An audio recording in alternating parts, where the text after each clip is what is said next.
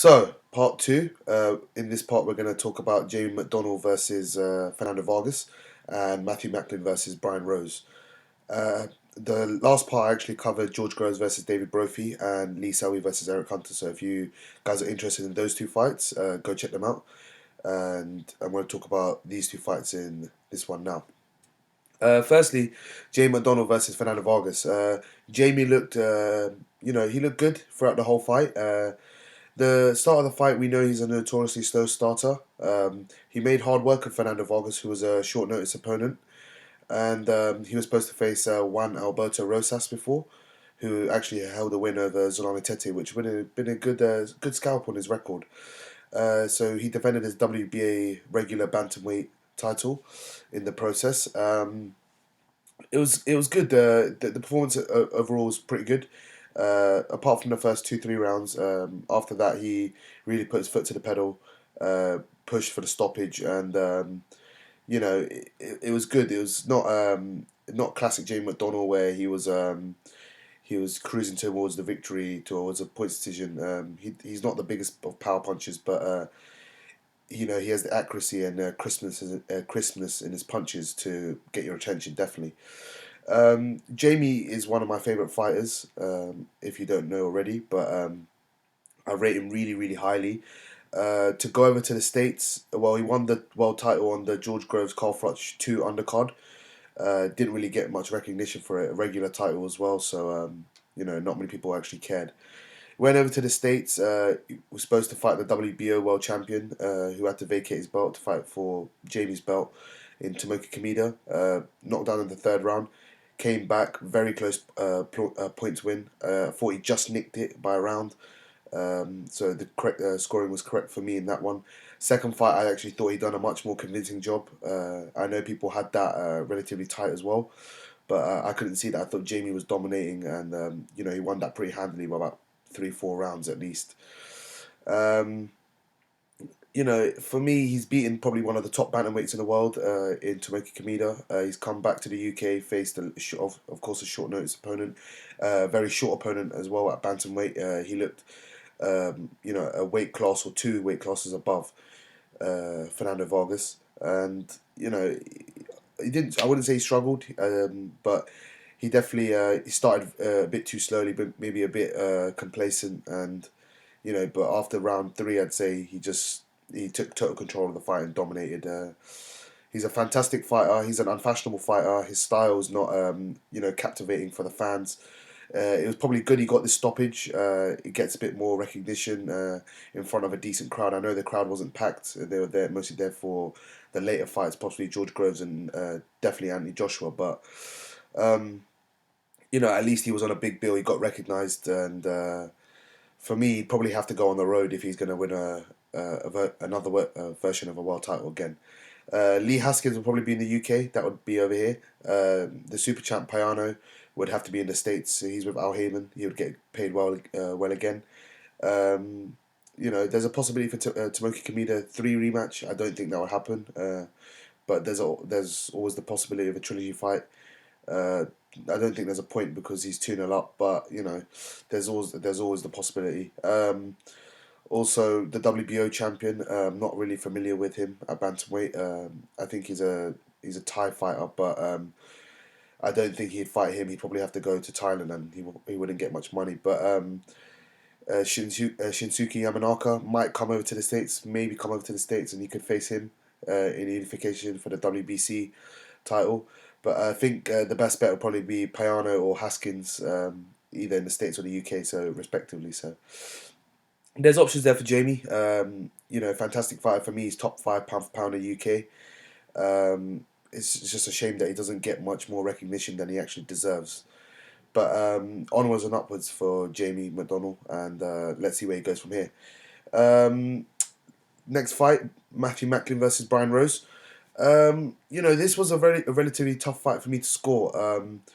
I wasn't actually home during all the undercard fights, so I've had to catch up and look at many respected YouTubers' opinions and watch highlights and get informed opinions from my cousin and people in the boxing world. So I've had to watch highlights and that sort of stuff. But the way I scored it, I scored I'll be honest, I scored it a draw. Even with the points deductions and whatnot, I just thought it was a really really tight fight to score. If anything, I'd probably just edged to Matthew Macklin by possibly a point. Um, my initial thought was a draw. I'd probably have to rewatch it. I might give it to Macklin by a round.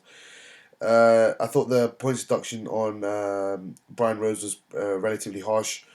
Uh, he didn't really get too many warnings, so I did feel a bit sorry for him in that respect. But that happens. That's boxing. Macklin was by far the dirtier fighter in there, but he was very he was very smart and used his experience in the tough fights he's been in to quite manhandle and bully Brian Rose at times, even though Brian Rose was actually a bigger guy. As I understand, the IBF Intercontinental title was not on the line for Matthew Macklin. He actually missed the check weigh-in, rehydrated over £10. Um, so it's not a big deal that he came over the check weight when he just rehydrated a bit more than he was supposed to. But you know maybe he needs to think about cutting weight, a bit more effective, so he doesn't have to rehydrate as much, and just be comfortable at the weight. I didn't think he necessarily gassed or anything like that. He came on very strong in the last two rounds. I gave him the last two. So I don't think there was a necessary weight issue, but I think he may just rehydrate a bit extra. Where they actually go from here is very very tough. Matthew Macklin actually said he would retire if he lost. And on a side note, the scorecards, I thought 115, 111 were a bit too wide. 113 was a decent scorecard. I would have gave it 114, 113, or I wouldn't be surprised if it was 114, 113 rows, or one or two rounds apart from each for each fighter. So I wouldn't have a qualm with that. But where they go from here, Matthew Macklin actually said, as I said, he would retire. He won the fight. But where he actually goes from here is very, very tough. I can't see him doing well against any of the top level fighters, especially at this stage in his career. He's definitely not shot to pieces. As I actually said, I thought Macklin would win this fight just on sheer quality, the quality of his work, and he did. I was correct. I thought. I actually thought. I actually gave Rose a good shout, but I just edged to Macklin over a big time experience and a bit of quality and variety of his punches. Um, but I can't really see where Macklin goes from here. Against Billy Joe, I think he would get embarrassed by Billy Joe. Golovkin, he's already lost to him. And Danny Jacobs is for a regular title. I know they were talking about that about a year ago when he came back after the Highland defeat, but I can't really see that. WBC is being contested by Canelo and Khan. I can't see him beating. I can't see him beating Canelo. I think Canelo's going to win against Khan, but I can't see him winning that green belt.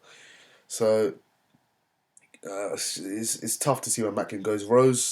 Brian Rose, we know he's got the heart of a lion, his moniker, and whatnot. But I can't see where he goes from here either. This was a standard British to Euro level fight. It was not anything more than that.